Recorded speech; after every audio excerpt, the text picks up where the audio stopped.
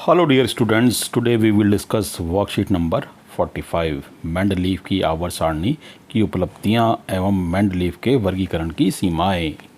Mendeleev ने जब आवर्त सारणी पर काम किया तब तक 63 तत्व ज्ञात थे।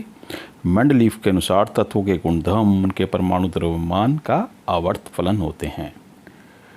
मेंडलीव की आवर्त सारणी में ऊर्ध्व स्तंभ है जो ग्रुप कहलाते हैं, वह 37 पंक्तियों को पीरियड या आवर्त कहते हैं। यानी कि आवर्त फलन का मतलब है कि एक कुछ परमाणु द्रव्यमान के बाद दोबारा से तत्वों के गुण की पुनरावृत्ति होती है, रिपीटिशन होता है। यानी कि हर पीरियड के बाद तत्वों के गुणों में कुछ समानताएं आती हैं। उपलब्धियां: मेंडलीव ने अपनी आवर्त सारणी में कुछ रिक्त स्थानों को छोड़ा व इस प्रकार ऐसे तत्वों के अस्तित्व का अनुमान लगाया जा सका जो उस समय तक ज्ञात नहीं थे।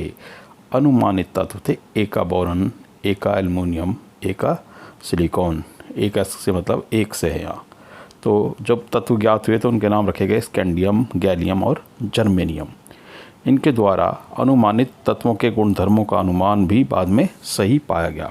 इनके गुणधर्म थे परमाणु द्रव्यमान एका एल्युमिनियम का 68 माना गया, तो जो गैलियम आया एक एल्युमिनियम की जगह उसका परमाणु द्रव्यमान 69.7 था। उसके आसपास ऑक्साइड का सूत्र E2O3 माना गया, तो गैलियम का Ga2O3 सेम था। क्लोराइड का सूत्र भी सेम ही था, ECl3 GaCl3। मेंडलीव की आवर्त सारणी में उत्कृष्ट गैसों जिनकी खोज बाद में हुई को भी पिछली अवस्था को छेड़े बिना नए समूह में रखा जा सका। मेंडलीव ने तत्व से बनने वाले हाइड्राइड्स एवं ऑक्साइड्स के सूत्र को तत्वों के वर्गीकरण के लिए मूलभूत गुणधर्म माना। यानी कि तत्वों के वर्गीकरण के लिए रासायनिक गुणों को लिया गया, हाइड्रोजन के साथ रिएक्शन और ऑक्सीजन के साथ रिएक्शन तत्वों की। सीमाएं यानी कुछ कमियां थी। मेंडलीव अपनी आवर्त सारणी में हाइड्रोजन की सही स्थिति का पता नहीं लगा सके क्योंकि हाइड्रोजन के गुणधर्म क्षार धातुओं व हैलोजन दोनों से मिलते जुलते हैं। क्षारीय धातु की भांति हाइड्रोजन भी हैलोजन, ऑक्सीजन व सल्फर के साथ एक जैसे सूत्र वाले यौगिक बनाती है। हाइड्रोजन के यौगिक भी देखो ऐसे हैं, HCl, H2O, H2S, और सोडियम के यौगिक भी सेम है, NaCl, Na2O, Na2S। हैलोजन की भांति हाइड्रोजन भी द्विपरमाणुक अणु है, वह धातु व अधातु के साथ अभिक्रिया कर सहसंयोजी यौगिक बनाती है। यदि परमाणु संख्या को आधार माना जाए तो एक ही तत्वों के समस्थानिक को अलग अलग स्थान पर रखा जाएगा, जिससे आवर्त सारणी अव्यवस्थित होती है। एक ही तत्व से दूसरे तत्व तक बढ़ने में भी परमाणु द्रव्यमान नियमित रूप से नहीं बढ़ता।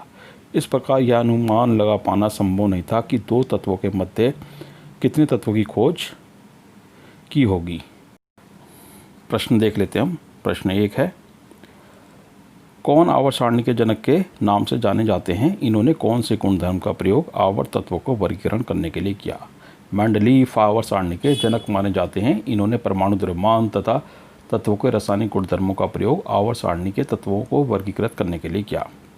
मेंडलीव ने अपने आवर्त सारणी में कुछ रिक्त स्थान को छोड़ा व इस प्रकार ऐसे तत्वों के अस्तित्व का अनुमान लगाया जो उस समय तक ज्ञात नहीं थे। इन तत्वों के नाम लिखिए व ये भी बताइए कि इन्हें क्या नाम दिया गया।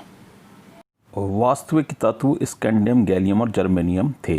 स्कैंडियम को उस समय नाम दिया गया एका बोरॉन जब ये खोजा नहीं गया था। गैलियम को एका एल्युमिनियम और जर्मेनियम को एका सिलिकॉन नाम दिया गया उस समय। इस समय तत्व है स्कैंडियम, गैलियम और जर्मेनियम। मेंडलीव की आवर्त सारणी की उपलब्धियाँ लिखिए। मेंडलीव की आवर्त सारणी की उपलब्धियाँ निम्न है। समान गुणधर्म वाले तत्वों को एक साथ स्थान मिल गया। अज्ञात तत्वों के लिए रिक्त स्थान छोड़े गए। अक्रिय गैसों का पता लगने पर पिछली अवस्था को छेड़े बिना ही इन्हें अलग समूह में रखा जा सका। मेंडलीव की आवर्त सारणी की सीमाएं क्या थी? मेंडलीव की आवर्त सारणी की सीमाएं: हाइड्रोजन की स्थिति स्पष्ट न होना। नंबर 2, समस्थानिकों को नहीं समझाया जा सका, उनको उचित स्थान नहीं दिया गया। कुछ तत्वों के परमाणु द्रव्यमानों के अनुचित क्रम थे, जैसे कोबाल्ट और निकिल के।